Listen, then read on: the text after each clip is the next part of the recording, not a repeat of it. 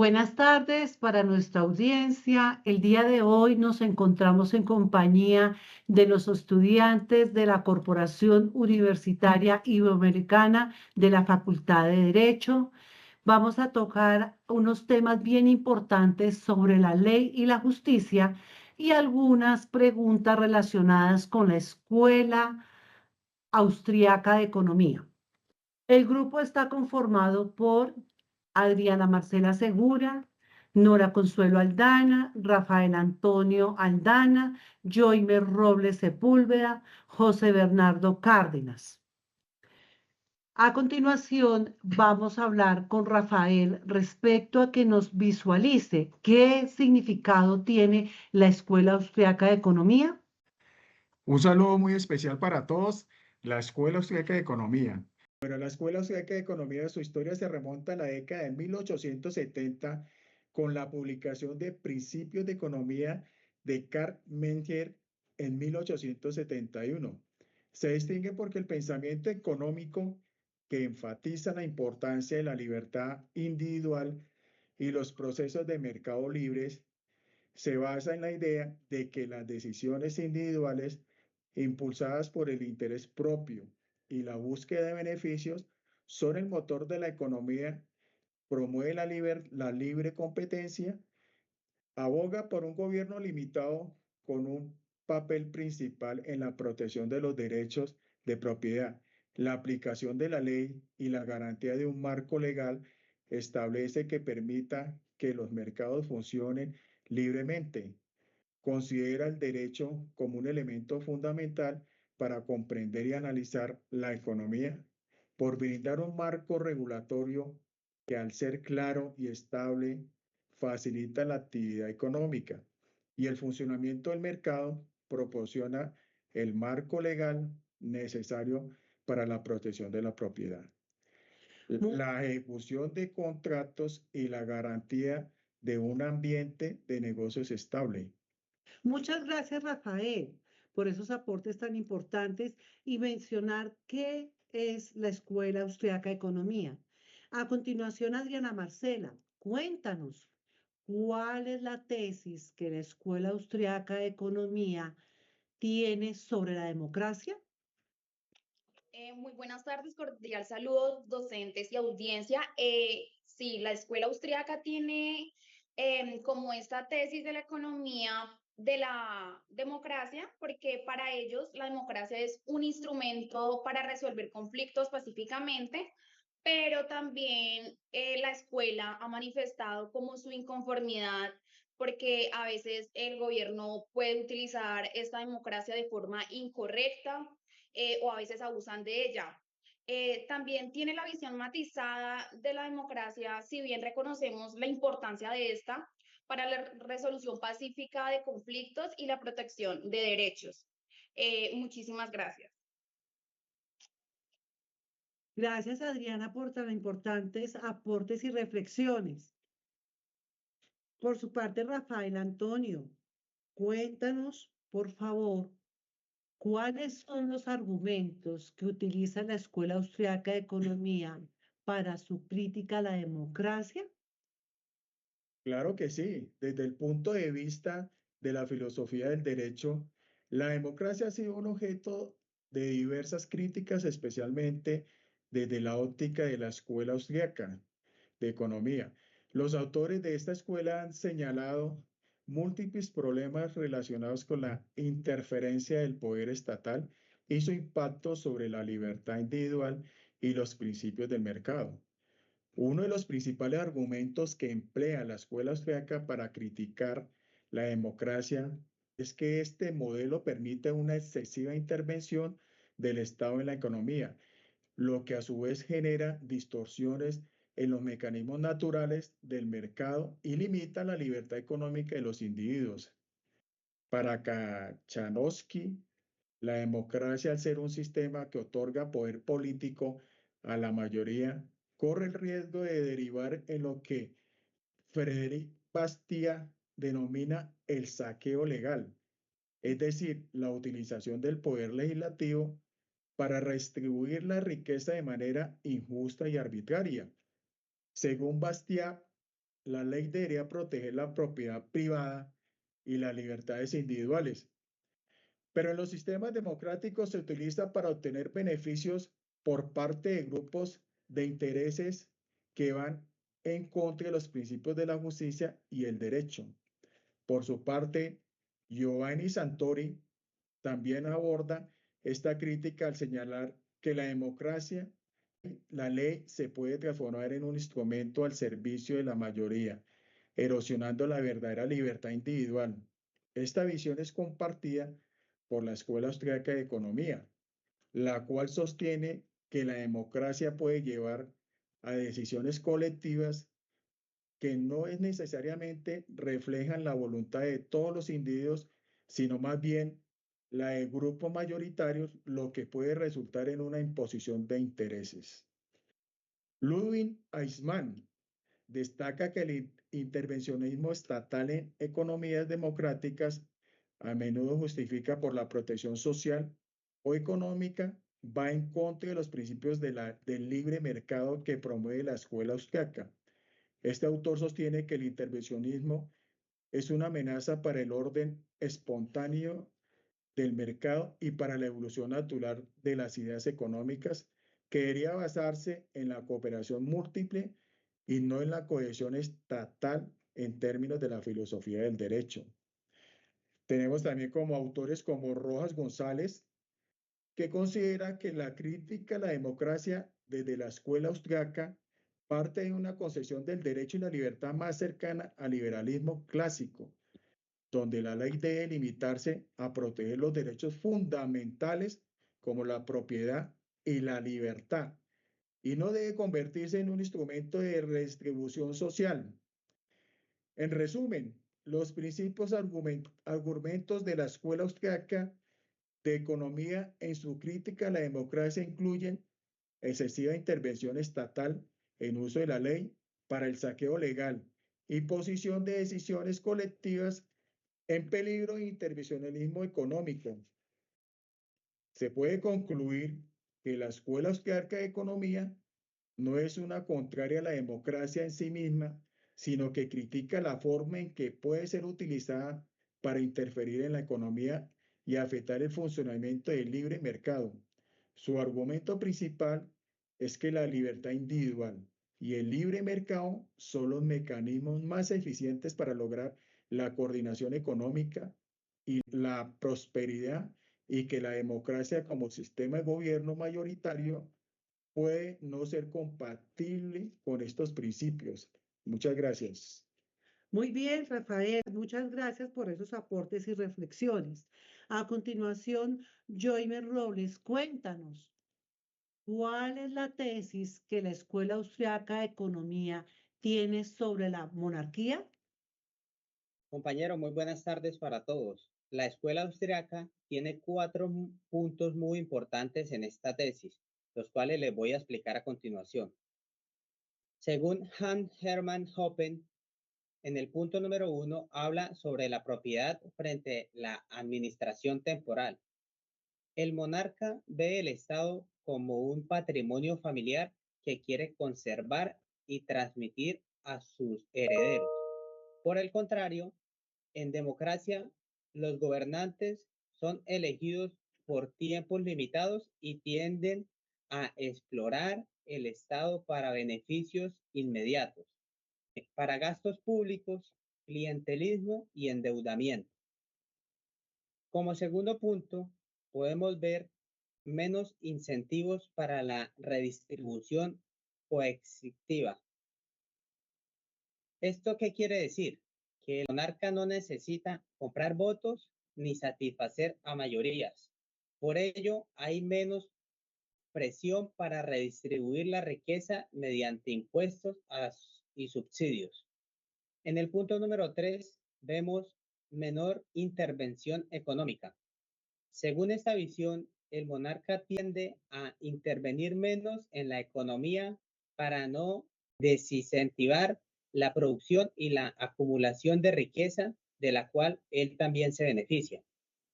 Como cuarto y último punto, les puedo exponer que la estabilidad institucional de la monarquía suele ofrecer una mayor continuidad legal y física, lo cual es favorable para el desarrollo económico. Es importante aclarar que no toda la escuela austríaca defiende la monarquía como forma deseable de gobierno. Esta tesis es particular de Hoppen y ha sido muy controversial incluso dentro de los mismos círculos libertarios. Autores como Haken y Miesen defienden el liberalismo dentro de marcos democráticos, aunque siempre insistiendo en la necesidad de limitar el poder del Estado. Para concluir, les puedo decir que la escuela austriaca, especialmente en la obra de Hoppen, plantea que una monarquía limitada puede ser más respetuosa de los principios del orden espontáneo del mercado y menos destructiva que una democracia sin freno institucional. No se trata de una defensa romántica del absolutismo, sino de una crítica radical al Estado democrático moderno desde una perspectiva libertaria. Muchas gracias. Joimer, muchísimas gracias por los aportes y las reflexiones tan constructivas en torno al tema de la monarquía y la relación con la Escuela Austriaca de Economía. A continuación, José Cárdenas, cuéntanos, ¿cuáles son los argumentos de la Escuela Austriaca de Economía para defender la monarquía? Claro que sí, buenas tardes para todos. La Escuela Austriaca de Economía no tiene una postura unificada a favor de la monarquía, pues su principal enfoque es el análisis económico en el individualismo metodológico, la acción humana, el libre mercado y la crítica al intervencionalismo estatal.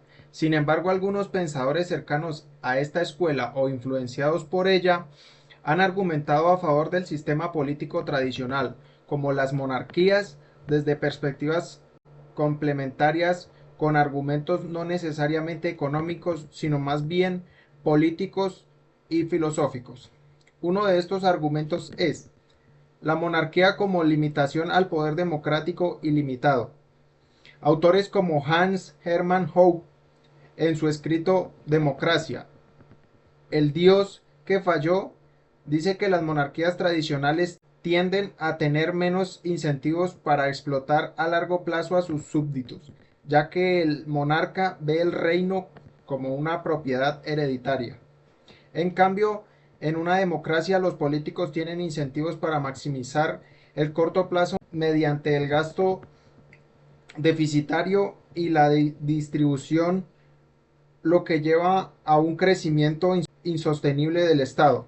En resumen, la defensa de la monarquía desde círculos austriacos o libertarios se basa en su posible eficiencia para limitar el poder estatal y evitar excesos de la democracia mayoritaria, pero no es un principio central de la escuela. Muchas gracias.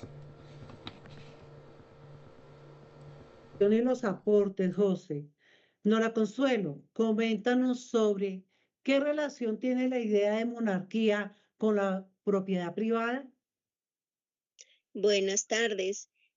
Bueno, antes de eso me gustaría que supiéramos o recordar qué es monarquía. Monarquía es una forma de gobierno en la que el poder supremo está en manos de un monarca que ejerce como jefe del Estado. Puede ser un rey o una reina, ¿no?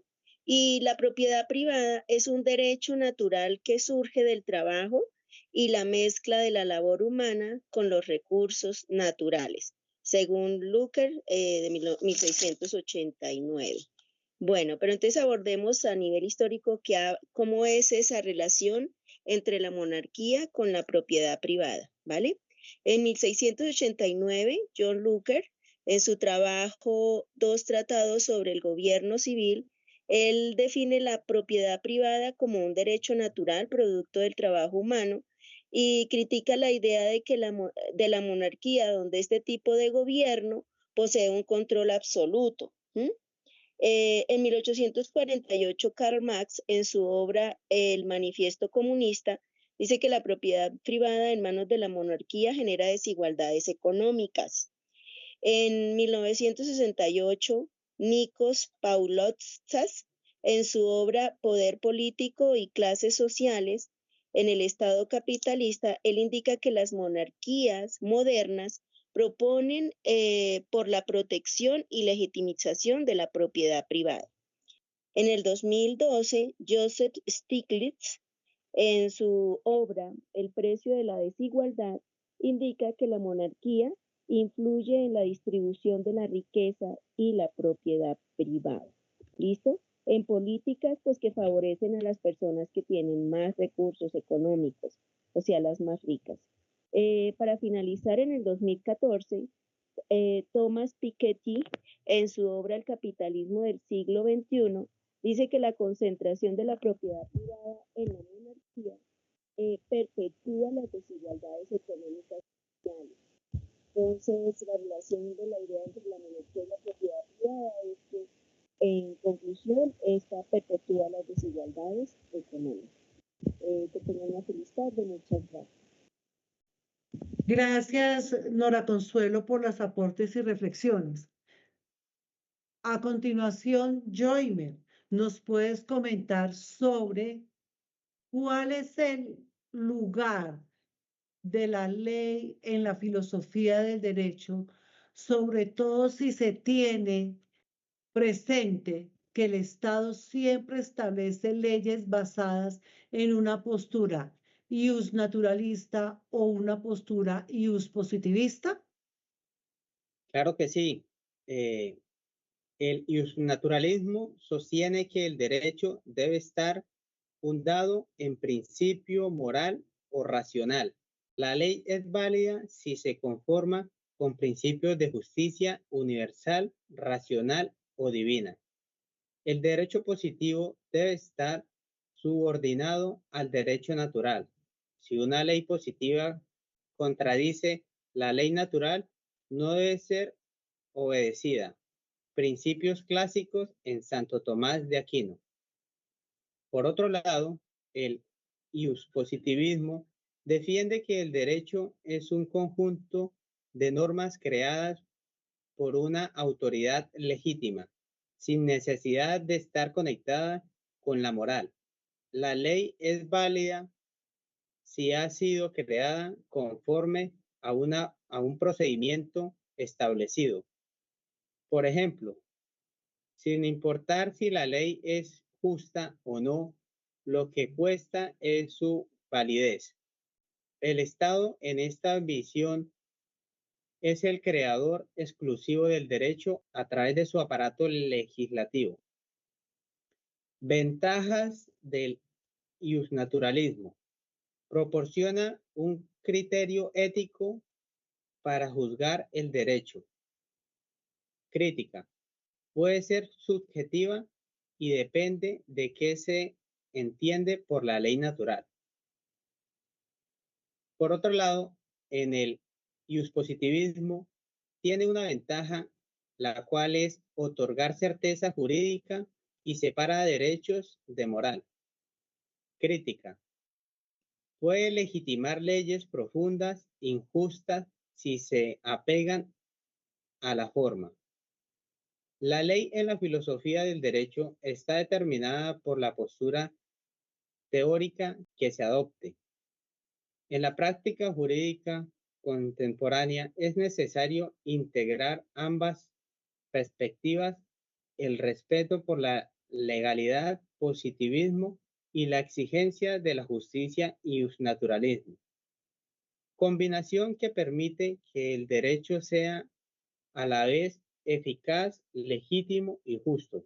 La democracia no es vista únicamente como un mecanismo de votación, sino como un modelo político que debe justificar su legitimidad y eficaz desde la justicia, la racionalidad, la participación y el respeto a los derechos fundamentales. Muchas gracias. Muchísimas gracias por la intervención de todos, muy amables por todos los aportes y todas esas reflexiones en un tema tan importante para la filosofía del derecho. Ya para concluir, podemos establecer lo siguiente. La Escuela Austriaca de Economía critica la democracia no de forma explícita, sino a través de su énfasis en la libertad individual y en el papel del mercado.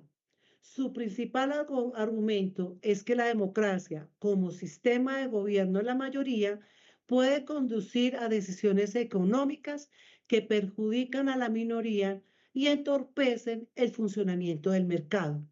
Por otra parte, la Escuela Austriaca de Economía considera que la intervención estatal en la economía, incluyendo la democracia, puede generar ineficiencias y distorsiones. La democracia, al ser un sistema de gobierno mayoritario, puede llevar a decisiones que favorecen a ciertos grupos en detrimento de otros, como la redistribución de la riqueza a través de los impuestos o la regulación excesiva de los mercados que perjudica la libertad individual y la eficiencia. Muchísimas gracias a todos ustedes y a nuestra audiencia por la participación.